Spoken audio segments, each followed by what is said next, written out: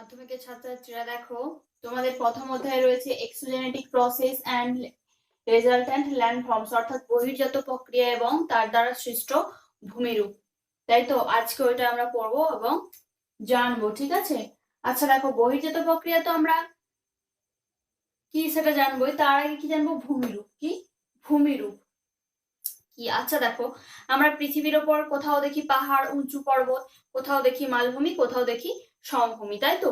আচ্ছা, পৃথিবীর সামগ্রিক ভাবে এই যে পৃথিবী পৃষ্ঠের উপর ভূমির বিভিন্ন রূপ, কোথাও উঁচু, কোথাও নিচু, কোথাও সমভূমি, মালভূমি, এই ভূমির বিভিন্ন রূপকে সাধারণভাবে আমরা বলতে পারি ভূমিরূপ, ঠিক আছে? এটা হলো, তাহলে এটা জানলাম। এইবারই আচ্ছা, কি মনে হচ্ছে যে পৃথিবীর সৃষ্টির সময় থেকে কি এরকম ছিল?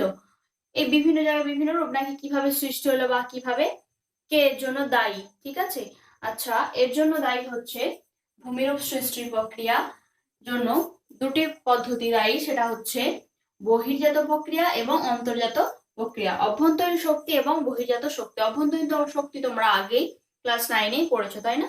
পড়েছো না? আর এখন আমরা পড়বো বহির্জাত প্রক্রিয়া, অর্থাৎ বহির্জাত শক্তি, ঠিক আছে? এবার দাও তাহলে বহির্জাত শক্তি কি সেইটা আসি।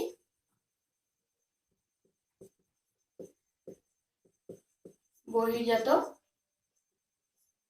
প্রক্রিয়া, ঠিক আছে? কি ইংলিশটা কি? এক্সোজেনেটিক ফোর্স, তাই তো? এই এক্সো জি এনই TI C F R C E, ঠিক আছে? এটাই আজকে বিষয় আমাদের। আচ্ছা, এর আগে দেখো শব্দার্থ। দেখো শব্দার্থ কি দিতে পারো?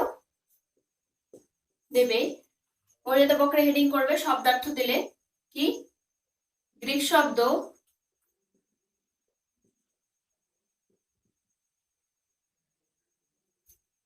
এক্সো ইএক্সো, অর্থাৎ বাইরে, এবং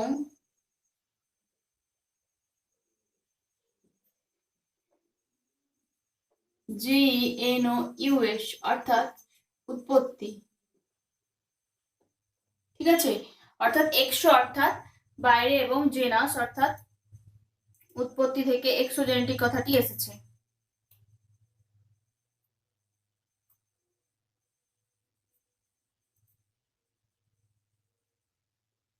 দেখো তাহলে শব্দার্থ হবে গ্রিক শব্দ এক্সো অর্থাৎ বাইরে, এবং জেনি জিএনআই সি জেনিক অর্থাৎ উৎপত্তি থেকে, জেনিক অর্থাৎ উৎপত্তি থেকে, এক্সোজেনিক ই এক্সো জি এনআই সি, এখানে এক্সোজেনেটিক কথাটি এসেছে, ঠিক আছে? এইবার দেখো সংজ্ঞা লিখবে।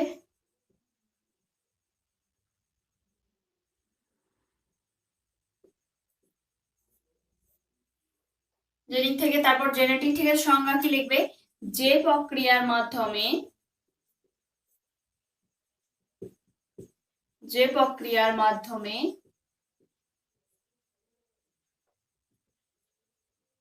ভূপৃষ্ঠের বাইরে গতিশীল শক্তিগুলি, গতিশীল শক্তিগুলি কি কি দেখো? যেমন হচ্ছে কি নদী, হিমবাহ, বায়ু প্রবাহ, তাই তো? হিমবাহের চলন, পুঞ্জিত ক্ষয়, এইগুলো। তাহলে যে প্রক্রিয়া আমাদের ভূপৃষ্ঠের বাইরে গতিশীল শক্তিগুলি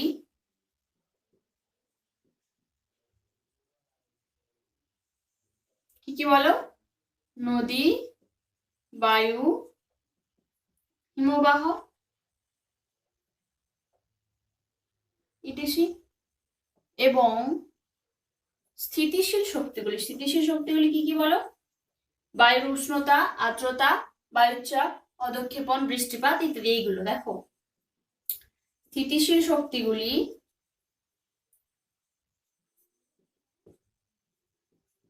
ক্রিয়াশীল থেকে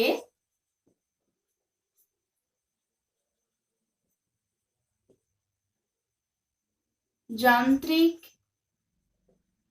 ও রাসায়নিক পদ্ধতিতে, তোমরা আগেই পড়েছিলে ক্লাস 9-এ, যে যান্ত্রিক আবহবিকার, রাসায়নিক আবহবিকার, এই পড়েছিলেন আবহবিকার রাসায়নিক পদ্ধতিতে ভূমিরূপের বিবর্তন। বিবর্তন অর্থাৎ কি? বিবর্তন কি? মনে করো কোনো উচ্চভূমি ছিল, সেখান থেকে আস্তে আস্তে কিছুটা ক্ষয় হয়ে কিছুটা নিচু হলো, আর সেটা হচ্ছে মানে যেটা ছিল তার থেকে কিছুটা বিবর্তিত হলো। আর পরিবর্তন মানে সম্পূর্ণ চেঞ্জ হয়ে যাওয়া, সেটা হচ্ছে উচ্চভূমি ছিল নিম্নভূমি হয়ে গেছে, সেটা হলো পরিবর্তন। তাহলে বিবর্তন, ভূমিরূপের বিবর্তন, ও তাহলে বিবর্তনটা কি? কিছুটা চেঞ্জ হওয়া, আর পরিবর্তন সম্পূর্ণ বদলে যাওয়া। যেমন মনে করো কোনো উচ্চভূমি ছিল বললাম, সেটা কিছুটা ক্ষয় পেলো, তাহলে কিছুটা তার উচ্চতা আর যেটা ছিল তার থেকে কিছুটা কমলো, সেটা হচ্ছে বিবর্তন। আরো সেটা ক্ষয় পেতে থাকবে, যখন সেটা নিম্নভূমিতে পরিণত হবে সেটা হচ্ছে নিম্নভূমি হয়ে, উচ্চভূমিটা নিম্নভূমি হয়ে যাওয়াটাই হচ্ছে পরিবর্তন। বিবর্তন ও পরিবর্তন করে তাকেই কি বলা হয়? বহির্জাত প্রক্রিয়া বলে। ঠিক আছে, হলো, দেখো লিখে নাও।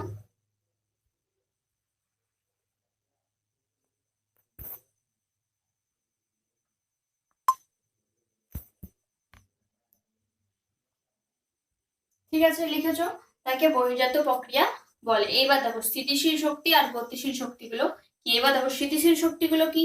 গতিশীল শক্তি নদী, বায়ু, হিমবাহ, এইগুলো হচ্ছে প্রধানত কাজ করে, তাই এগুলো হচ্ছে মুখ্য শক্তি, মুখ্য শক্তি। আর স্থিতিশীল শক্তি যেমন সূর্যরশ্মি, সরি এখানে লেখা হয়নি না, দেখো যেমন আর্দ্রতা, বায়ুচাপ লিখবে, এবং উষ্ণতা বায়ু ইত্যাদি। ঠিক আছে, অধঃক্ষেপণ, বৃষ্টিপাত ইত্যাদি। তাহলে স্থিতিশীল শক্তিগুলো কি? স্থিতিশীল শক্তিগুলো পরোক্ষভাবে কাজ করে, এটা হচ্ছে ওই জন্য গৌণ শক্তি। ঠিক আছে, গৌণ শক্তি। তাহলে কি যে প্রক্রিয়ার মাধ্যমে এটা হলো লিখে নিয়েছো, মুখ্য শক্তি আর গৌণ শক্তি, এটাও জেনে নিয়েছো। এরপর দেখো ভূমিরূপের বিবর্তন কি জেনেছো, বিবর্তন বললাম, আর পরিবর্তন কি জেনেছো বললাম। পরিবর্তন সাধন করে সেটা হচ্ছে বহির্জাত প্রক্রিয়া। আর বহির্জাত শক্তি যদি বলা হয়, এই যে শক্তিগুলো বলে দেবে বায়ু, হিমবাহ, তাহলে আর যে প্রক্রিয়ার মাধ্যমে এটা হয় সেটা হচ্ছে বহির্জাত প্রক্রিয়া। এইবার বৈশিষ্ট্য আসছি, ঠিক আছে।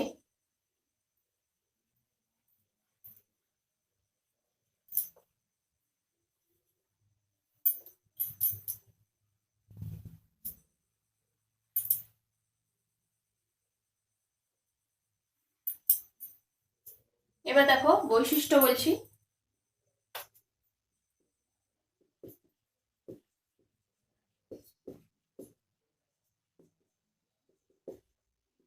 বৈশিষ্ট্য কি? এক, স্থান, কোথায় ক্রিয়াশীল বহির্জাত? ভূপৃষ্ঠের বাইরে, ভূপৃষ্ঠের বাইরে। দুই, কি বলতে পারো? উৎস। এই সমস্ত বহির্জাত শক্তি উৎস হচ্ছে সূর্য আর মাধ্যাকর্ষণ শক্তি প্রধান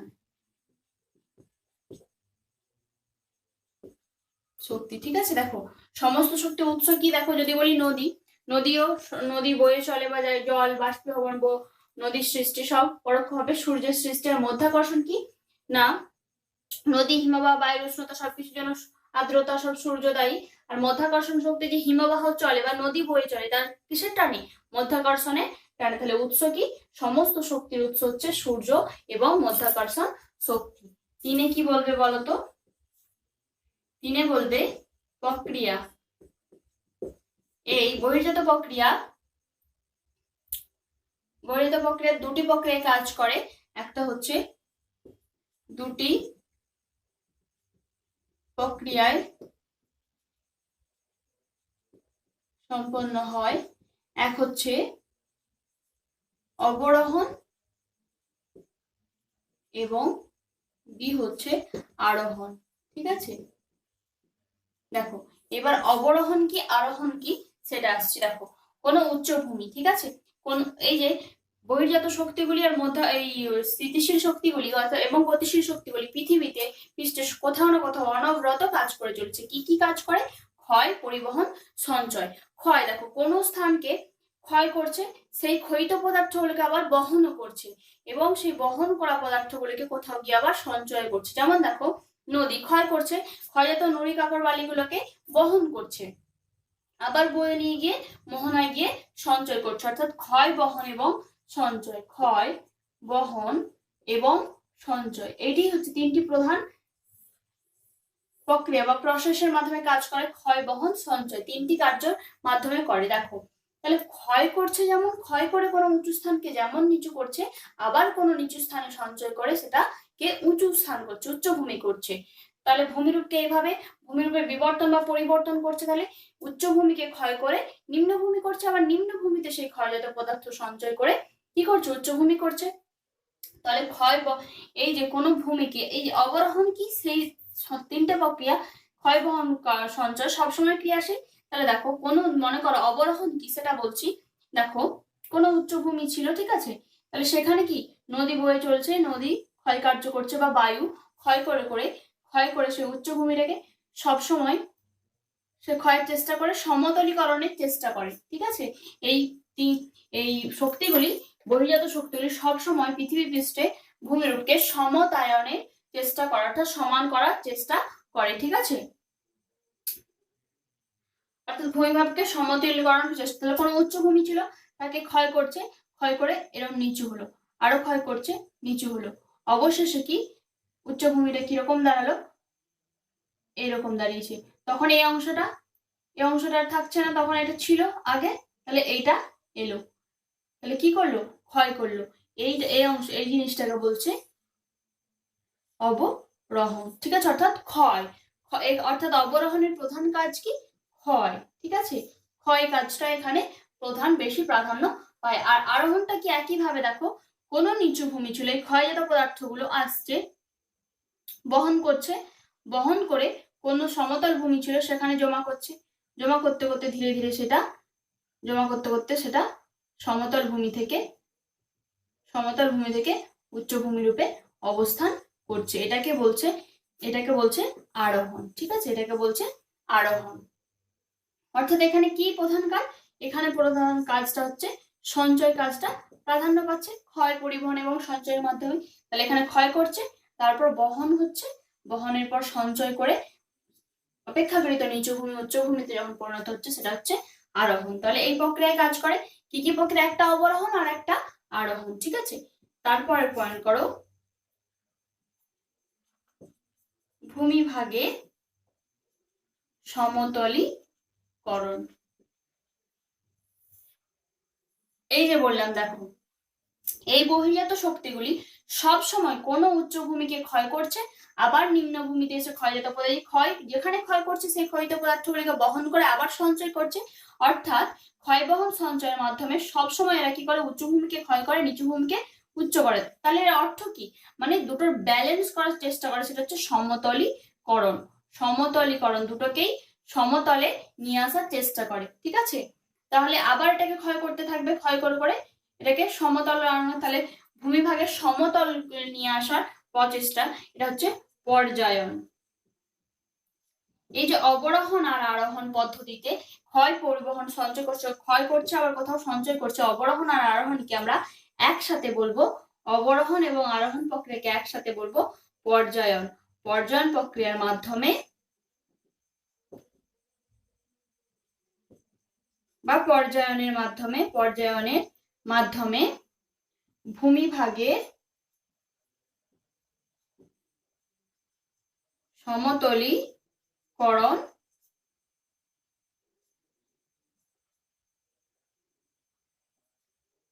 করার প্রচেষ্টা করাই ক্রিয়াশীল, ঠিক আছে। তাহলে কি জন্য ক্রিয়াশীল?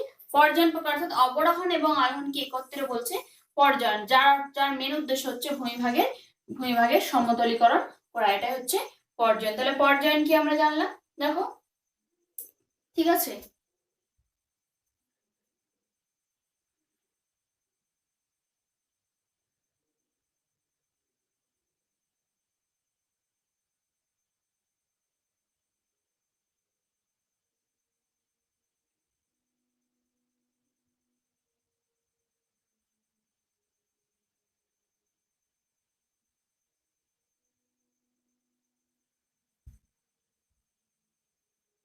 তাহলে দেখো এটা বৈশিষ্ট্য লেখা হয়েছে।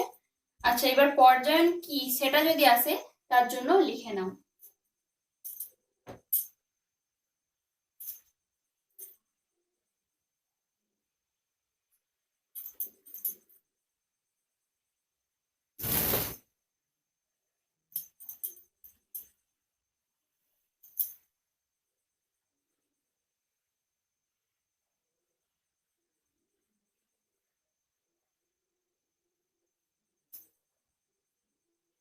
আচ্ছা, এবার আমরা আসি পর্যায়ন কি।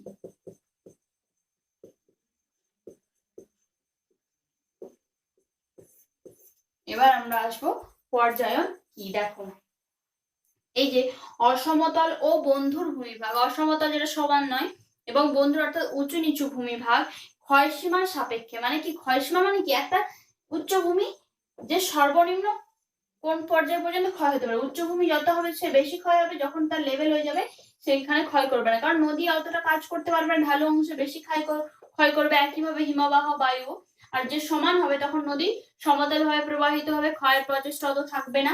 একইভাবে বায়ু এবং অর্থাৎ উচ্চভূমিকে বেশি ক্ষয় করে অপেক্ষাকৃত নিম্নভূমির তুলনায়, এবং যখন সেটা সমতলে আসে সেটা হচ্ছে ক্ষয়ের শেষ সীমা, তখন আর ক্ষয় করতে পারে না। নদী শুধুমাত্র বহন করে সেই অংশ, সরল অংশ শুধু বহন করে, উঁচু অংশে বেশি ক্ষয় করে। ঠিক আছে, ক্ষয় মাত্রা তীব্র হয়। তাহলে দেখো একটা সীমা পর্যন্ত এসে আর ক্ষয় করে না, তখন এই বহির্জাত শক্তিগুলো কেবলমাত্র সেখানে বহন বা সঞ্চয় করে। যেমন দেখো নদী সাগরে গিয়ে নদী যেখানে মোহনায় মেশে সেখানে কিন্তু ক্ষয় কাজ করে না, সেখানে বদ্বীপ সৃষ্টি হয়, কারণ সেখানে ক্ষয়ের আর সীমা থাকে না, অর্থাৎ সেখানটা প্লেন ল্যান্ড, সমভূমি, সমতল। ঠিক আছে, সেই অংশে নদী ক্ষয় করে না, কি করে বহন করে, বহনজাত পদার্থগুলোকে সঞ্চয় করে, অর্থাৎ ক্ষয়ের শেষ সীমা হচ্ছে সমতল।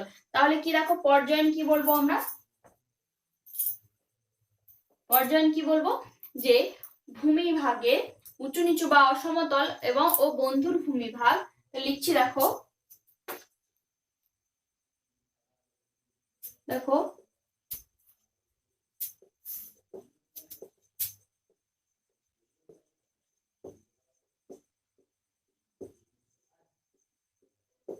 বন্ধুর ভূমিভাগ ক্ষয়সীমার, কি বললাম, ক্ষয়সীমার সাপেক্ষে, ওই যে ক্ষয়সীমা একটা নির্দিষ্ট লেভেল আছে যার পর গিয়ে আর ক্ষয় করে না, সেখানে সঞ্চয় করে। ঠিক আছে, ক্ষয়সীমার সাপেক্ষে, সেটা হচ্ছে ক্ষয়সীমা, ক্ষয়সীমার সাপেক্ষে ক্ষয়, বহন, সঞ্চয় ও সঞ্চয় কার্যের মাধ্যমে, দেখো ক্ষয়সীমার সাপেক্ষে ক্ষয়, বহন ও সঞ্চয় কার্যের মাধ্যমে ভূমিভাগের সমতলীকরণের যে প্রচেষ্টা মাধ্যমে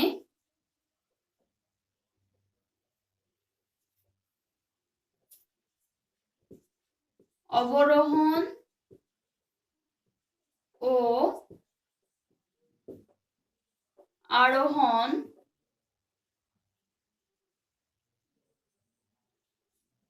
এই সম্মিলিত প্রক্রিয়ার মাধ্যমে, এই সম্মিলিত প্রক্রিয়ার মাধ্যমে ভূমিভাগের সমতলীকরণ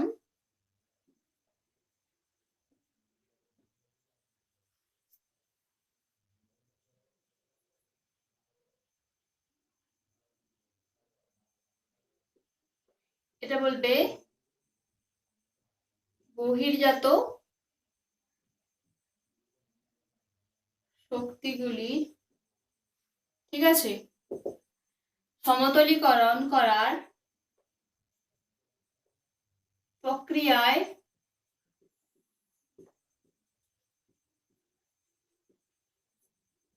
সামগ্রিকভাবে পর্যায়ন নামে পরিচিত। ঠিক আছে, অর্থাৎ এই অবরোহণ ও আরোহণ, অবরোহণ প্লাস আরোহণ, এদের একত্রে বলা হচ্ছে পর্যায়ন। ঠিক আছে, এই দুটো প্রক্রিয়া একত্রেই হচ্ছে পর্যায়ন প্রক্রিয়া। ঠিক আছে, দেখো এরপর পরে আমরা আসবো নদী কিভাবে কাজ করে, বায়ু কিভাবে কাজ করে এবং তার দ্বারা ভূমিরূপগুলো কি কি সৃষ্টি হয়। ঠিক আছে, আজকে এই পর্যন্তই থাক।